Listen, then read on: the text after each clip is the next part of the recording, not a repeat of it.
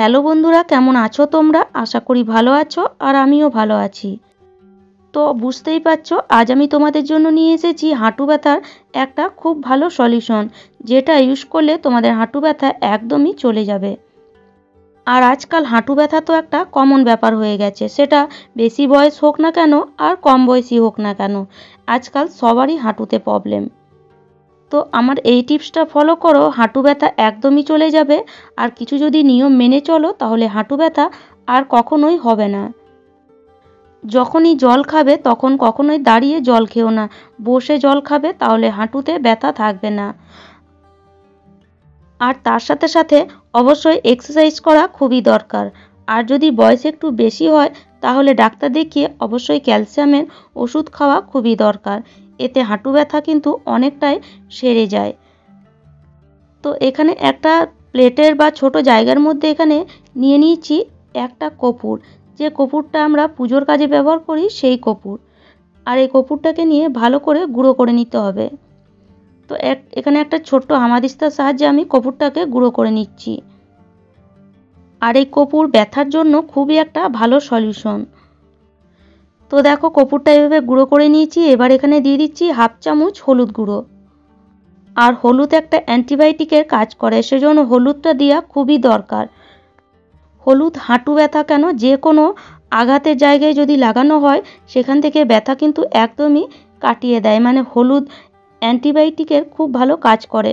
সেই জন্য যদি কখনো পড়ে যাও বা কোনো কারণে যদি কোথাও আঘাত লাগে, হলুদ লাগিয়ে দেখো, সেই জায়গায় ব্যথা কিন্তু একদমই চলে যাবে। এবার এর মধ্যে দিয়ে দেব কিছুটা পরিমাণ সর্ষের তেল, বা এখানে তিলের তেলও ব্যবহার করতে পারো। তিলের তেল বা সর্ষের তেল দুটোর মধ্যে একটা দিতে হবে। এবার এখানে ইউজ করব আলু। হ্যাঁ, এখানে আলু ইউজ করব। হয়তো তোমরা শুনে অবাক হচ্ছ, কিন্তু এই আলু দিয়ে হাঁটুর ব্যথা অনেকটাই কেটে যাবে। তো এখানে আমি আলুগুলো এইভাবে লম্বা লম্বা করে পিস করে কেটে নিচ্ছি। একটু পাতলা পাতলা করে লম্বা লম্বা করে পিস করে আলুগুলোকে কেটে নিতে হবে। দেখো, এখানে আলুগুলো এইভাবে লম্বা লম্বা পিস করে কেটে নিয়েছি। এবার এই যে হলুদ আর তেল আর কর্পূরটা ভালো করে মিশিয়ে নেব। মিশিয়ে নেওয়ার পর এইভাবে আলুর মধ্যে ভালো করে একে মাখিয়ে দিতে হবে। তো যতগুলো আলু দরকার বা যতগুলো আলু এখানে মাখানো যায় ততগুলো এর মধ্যে এইভাবে মাখিয়ে নিতে হবে।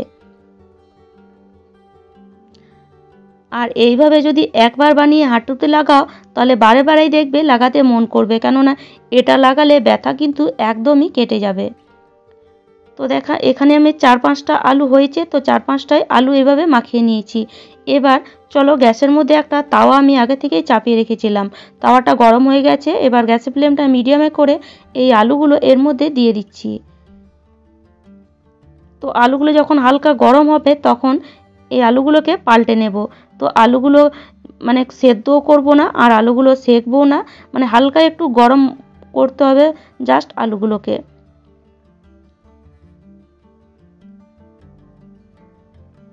তো যখন আলুগুলো হালকা গরম হয়ে যাবে, এই রকম গরম গরম অবস্থাতেই কিন্তু হাঁটুতে লাগাতে হবে। তবে হ্যাঁ, যতটা শরীর নেয় গরম ততটাই দিতে হবে। তো চলো, আলুগুলো গরম হয়ে গেছে। এবার এই যে এইভাবে যে জায়গায় ব্যথা সেই জায়গার ওপরে গরম গরমই হাঁটুতে লাগাতে হবে, তাহলে ব্যথা কিন্তু একদমই কেটে যাবে। আর এটাকে যদি সপ্তাহে 3 দিন করো তাহলে দেখবে ব্যথা একদমই থাকবে না। আর এই রকম করে যদি এটাকে রাতে করতে পারো আর সারা রাত রেখে দিতে পারো, তাহলে তো সকালে দেখবে মানে ভুলেই যাবে যে কোথায় ব্যথা ছিল। এবার এইভাবে হাঁটুর উপরে রেখে তারপরে একটা এরকম সুতির কাপড় নিয়ে নিতে হবে। আর এই কাপড়টা দিয়ে এইভাবে ঢাকা দিয়ে দিতে হবে, যাতে যে গরম ভাবটা আছে সেটা হাঁটুর মধ্যেই যেন যায়, বাইরে যেন বেরিয়ে না যায় ভাবটা, বা হাঁটুর মধ্যে ভাবটা যেন অনেকক্ষণ লেগে থাকে। আর বিছানাও যেন নোংরা না হয়। এইভাবে যদি ঢাকা দিয়ে দাও তাহলে বিছানাটাও নোংরা হবে না, আর গরম ভাবটা অনেকক্ষণ হাঁটুতে লাগবে। তো এইভাবে যদি সারা রাত রেখে দাও তাহলে কাজটা কিন্তু খুব ভালো দেবে।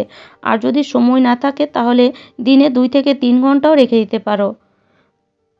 এইভাবে যদি সপ্তাহে 3 দিন করতে পারো তাহলে হাঁটু ব্যথা একদমই কিন্তু চলে যাবে। একদিন করেই বুঝতে পারবে যে ব্যথা কতটা কমে গেল।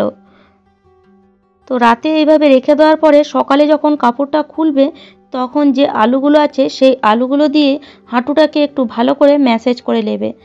মানে বিছানা থেকে নামার আগে এই আলুগুলো দিয়ে যদি হাঁটুটাকে আরেকটু ভালো করে ম্যাসেজ করে নাও তাহলে কাজটা খুব ভালো দেয়। মানে ব্যথা একদমই কেটে যাবে, যে মানে রাতে সারা রাত যে জমেছিল সেই জমা ব্যথাটা একদমই কিন্তু কেটে যাবে। তো দেখো এইভাবে একটু ভালো করে ম্যাসেজ করে নিতে হবে, তাহলেই দেখবে হাঁটু ব্যথা একদমই চলে যাবে। তো কেমিক্যালযুক্ত ওষুধ খাওয়ার থেকে যদি এইভাবে আমাদের হাঁটু ব্যথা চলে যায় তাহলে এটা করতেই বা ক্ষতি কী। যদি তোমাদের হাঁটুতে ব্যথা থাকে তাহলে অবশ্যই একবার এই টিপসটা ফলো করে দেখতে পারো। আশা করছি তোমাদেরও খুবই কাজে দেবে। আর যদি টিপসটা আমার ভালো লাগে তাহলে অবশ্যই লাইক করো, শেয়ার করো আর আমাকে কমেন্ট করে অবশ্যই জানিও।